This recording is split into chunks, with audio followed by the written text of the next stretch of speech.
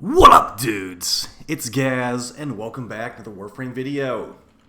So, I get this question a lot on my live stream, and it's, what are your favorite weapons, and what are your favorite frames? So, today I'm going to go over my current go-to loadout for August of 2022.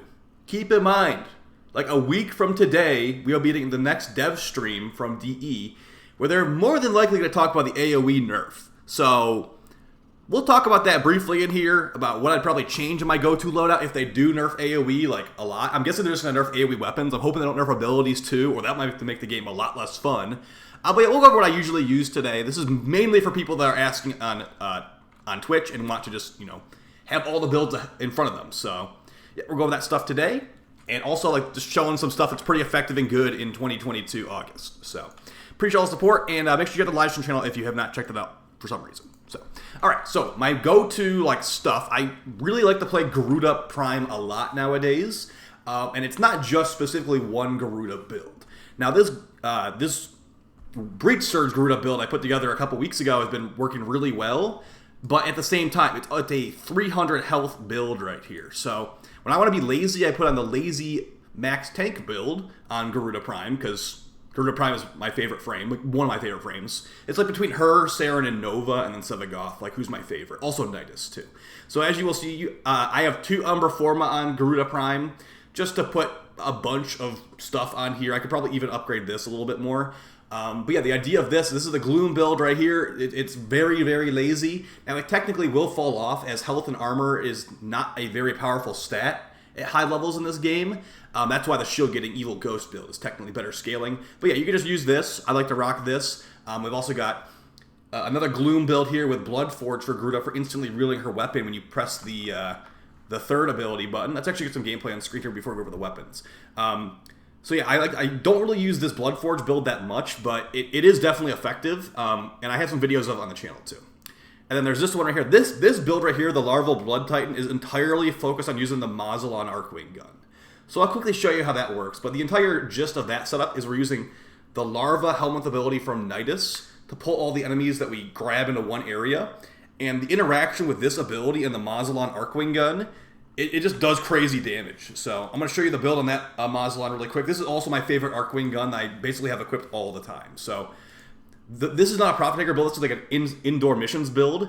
We've got Heat and Corrosive and some Fire Rate and Crit Chance. So this thing is very similar to the Trumna, where you get some kills with a primary shot and you charge up a super shot. So with this Crit Chance Riven, and without even using Critical Focus, we have 131% crit chance on a secondary shot. So I'll show you how that works really quick. I've got videos of this on the channel too.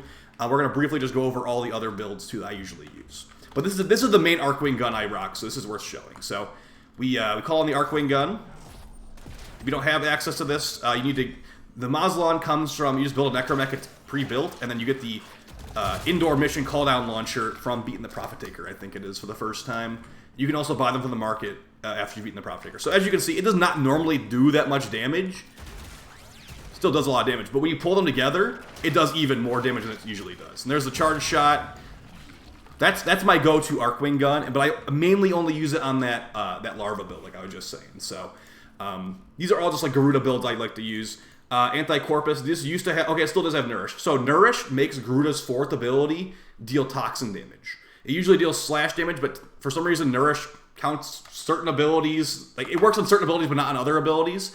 So you can make Garuda's 4 do toxin damage and bypass Corpus shields if you use Nourish. So that's something you could do, but I don't usually use it very often, especially now that we have Molt Reconstruct. I used Nourish a lot more when Molt Reconstruct wasn't a thing, but now that basically every ability can become Nourish through Molt Reconstruct, I've been using Nourish a lot less. But still, technically a good build you can use.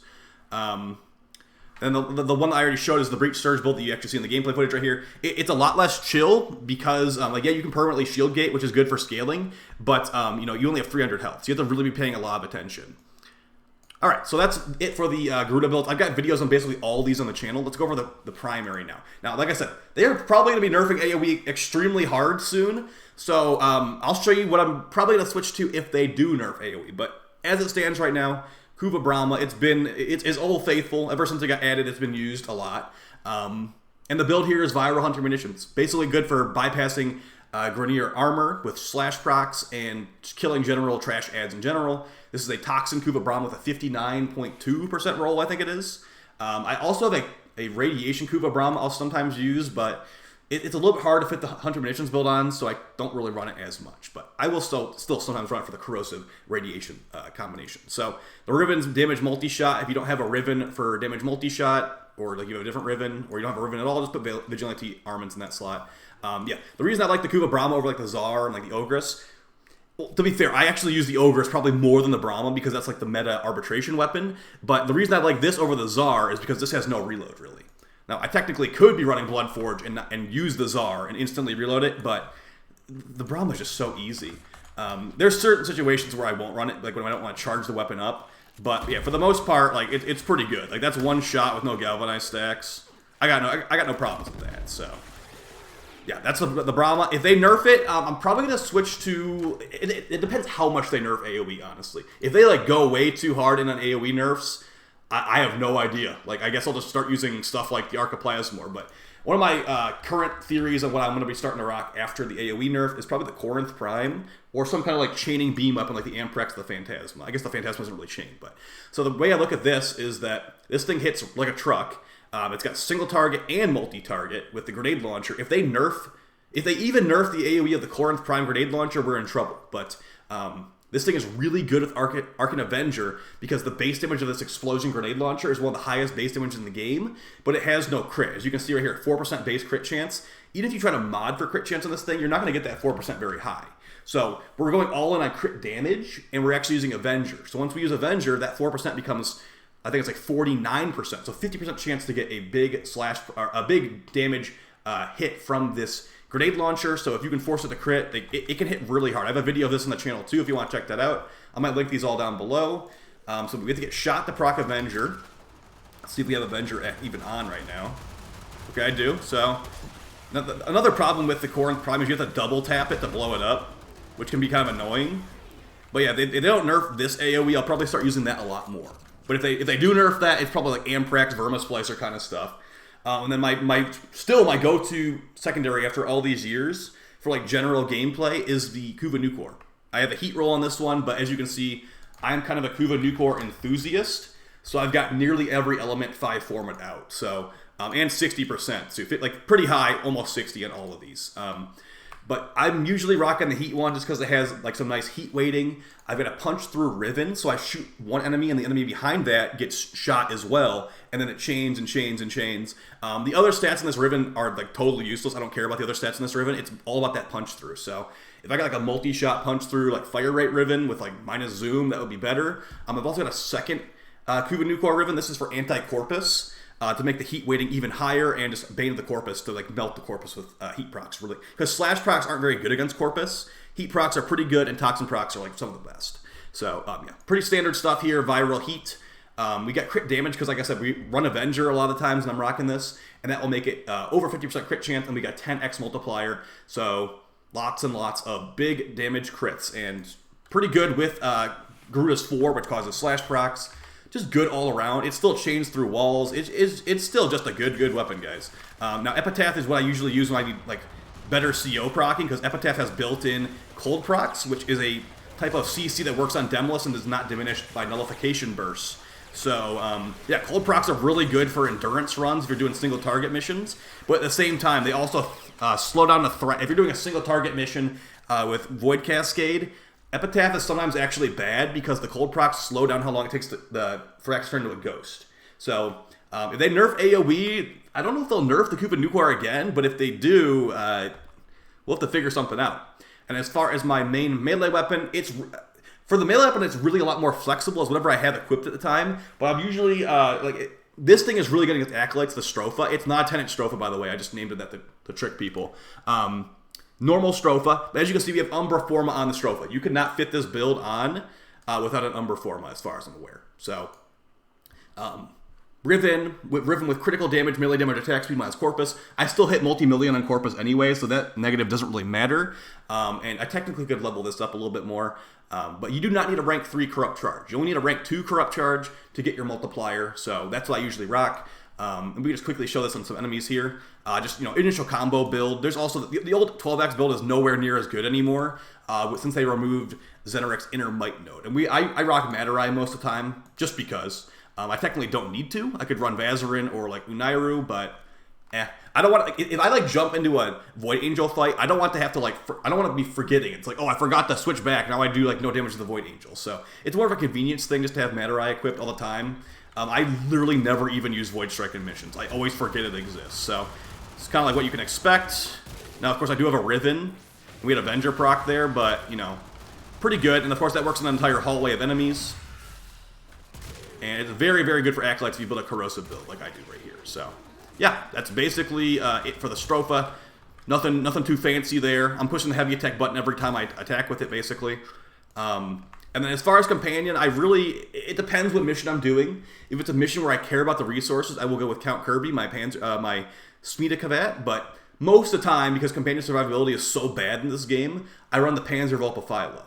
So the way this guy works is when he dies, he will become like a little mini sentinel flying around and will revive after a while. So he also will viral proc enemies while he's in his little sentinel form. So really, really like top tier stuff here. And the reason it's so top tier is because viral procs are amazing. Meta stuff right there.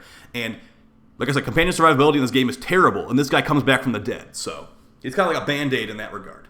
Even further, we have Mars Symbiosis. Sometimes if I mess up and die somehow, this Panzer Cat will sacrifice itself and it will die instead of me. Even further, when it sacrifices itself with Mars Symbiosis, there's a 60% chance it won't actually die, and I'll get like multiple extra lives just for it existing. But like I said, if I'm not tryharding and I want double resources, I have Count Kirby. Now I get a lot of questions about Count Kirby. Count Kirby is a very special cat.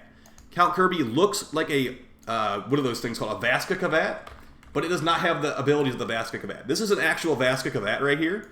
So the abilities of this guy, Meowsferatu, which I've never even used. Transfusion when it dies, sacrifice it to raise them. And then what does this one do? Kavat heals its master. I haven't even formed with this thing. The only reason this thing exists to me is because it looks cool. And Smita Kavats have the ability to give you double loot sometimes. So this Count Kirby is a hybrid Smita Vaska. So the way that works is you combine, when you do Kavat incubation, you get a Vaska Kavat and a Smita Kavat, and you combine them together. And it is RNG to get something like Count Kirby. Now, the reason that Count Kirby is so cool is because, as you can see, he looks like a Vaska Vampire Cat, but as you can see right here, he has the Smita Cat ability. He cannot equip the Vaska Cat ability. He can only equip Smita abilities. So it is RNG, but I'd say it's worth it. It's like a luxury item kind of thing. It's like, a lot of people don't even know this exists, that Count Kirby exists. So, Smita has a chance to give you double loot sometimes, does a bunch of other stuff. Doesn't really matter. As long as the cat is alive, that's all that really matters to me. And if I was to go with my tank Garuda build, the cat would have a lot more health because of Link health. So we get, let's see, we have 1,000 health now. You should have about like 2,000 health, I'm guessing. 2,065, yeah. So that's probably the build I'd rock. I'd rock the health build if I was using Count Kirby, because Count Kirby dies a lot of the time. If you're running a build like the shield getting build, that's one of the reasons that companion survivability feels like such garbage, is because of that. Now this health is 795, so he's going to die like instantly. So I think that was basically it for the video, guys. That's the stuff I'm usually using day to day. As far as I didn't show the Parazon. These are the ones I use most of the time. So Untraceable, this will let you run spy sorties. If you're fast enough, you can run spy sorties on any frame of the game. No problem at all. Run right past the guards. Hacking someone makes you invisible 15 seconds. You can hack, go invisible 15 seconds. There will be another conduit in the spy vault you can hack to get 15 more seconds of invis. You'll be perma-invis in the spy vaults if you use this properly. So I'd say this is one of the best Parazon mods there is, personally, just for utility, but up to you. Blood for energy. If you're doing a Lich hunt, you can get energy orbs for mercy kills. Completely useless in actual non-Lich missions, because who actually does mercy kills? So I might have to, if I actually cared, I guess I could do this. If I actually cared, I'd put on like power drain or something. I don't know. Don't worry about this. And runtime, sprint speed increase for 15 seconds after hacking. Just additional speed. You won't even notice it going off, but hey, you'll be faster at certain times. I'll take it. Hard reset is 3 mercy kills within 40 seconds to revive your sentinel or companion. Who the heck is doing that, right? Like, mercy kills? The enemies die too quickly. You have to, like, intentionally get them low to even try that. I think it's actually a chance to do it, a mercy kill, not even a guarantee. So, that's it for the video, guys. I hope you found it helpful. As far as the other stuff, you know, like, we'll see. If AOE is nerfed really hard, we'll have to make some new setup. But for right now, this is what I usually rock, just for everyday missions. All right, guys, take it easy. Peace.